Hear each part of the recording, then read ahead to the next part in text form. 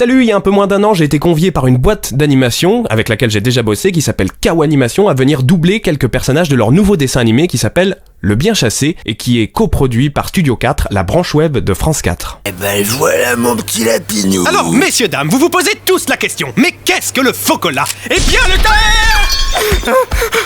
Bon, comme bien souvent sur ma chaîne, les opportunités professionnelles, ça commence par un email. Donc un beau jour, j'ai reçu un email en mode coucou Superflemme, on aime bien ce que tu fais, on aime bien bosser avec toi, est-ce que ça te dirait de venir sur Paris pour doubler un ou deux personnages dans notre dessin animé ? Et moi j'ai dit ok, j'ai reçu les billets de train dans la foulée. Et en parlant de train, il y avait Bernard de la Villardière dans mon wagon. Bon, du coup, j'ai fait mon gros beauf, mode ah Bernard, est-ce que je peux faire une photo avec toi ? Lui, il était en mode PTDR, t'es qui ? Mais il s'en foutait, du coup, on a pris la pause et bah ça a donné ça. Voilà.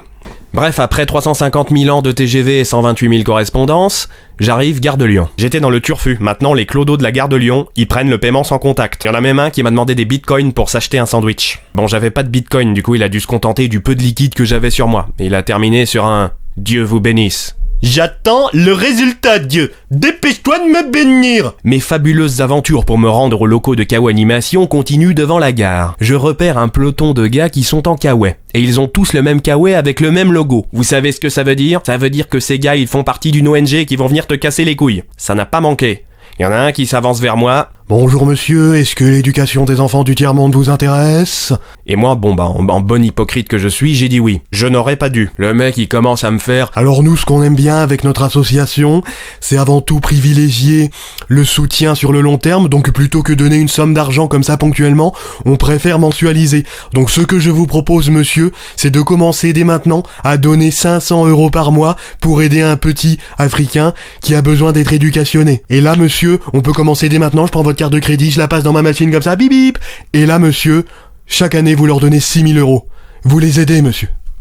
Moi personnellement je fais ça. Vous mentez là. Ouais non je déconne, moi je fais pas. Bref, j'ai été sauvé par le gong, mon Uber est arrivé.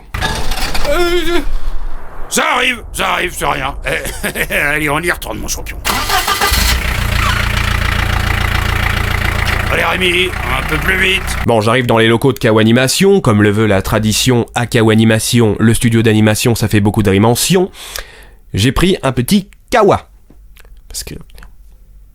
j'ai dit bonjour à toute la team, et après, on est descendu au sous-sol pour faire des choses sales. C'est-à-dire enregistrer. Calmez-vous. Parce que leur studio son, il est au sous-sol et c'est bien sonorisé. Voilà.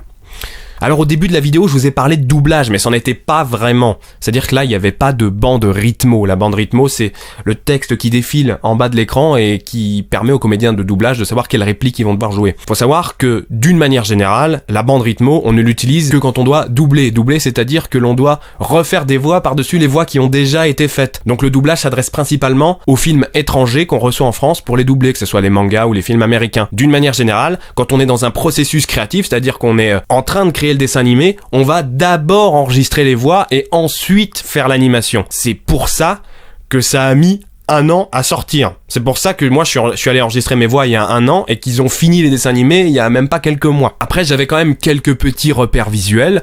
J'avais ce qu'on appelle une espèce de storyboard animé qui s'affichait à l'écran pour jouer à grosso merdo la gueule qu'avaient les personnages.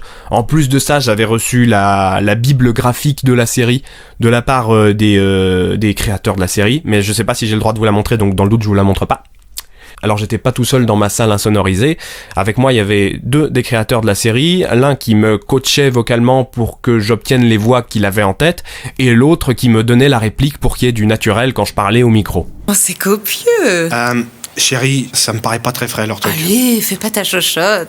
De l'autre côté de la vitre, il y avait l'ingé son qui, lui, se chargeait de balancer le storyboard animé à l'image et puis qui enregistrait le son tout simplement. Bref, le dessin animé s'appelle Le Bien Chassé, l'histoire est toute simple, on suit les aventures d'une bande de chasseurs complètement cons qui sont bourrés la moitié du temps, qui font des blagues beaufs et qui font des conneries monumentales. Je vous invite à aller regarder cette série, c'est vraiment très drôle, ça s'appelle Le Bien Chassé et c'est à découvrir dès maintenant sur Studio 4, le lien est dans la description, foncez!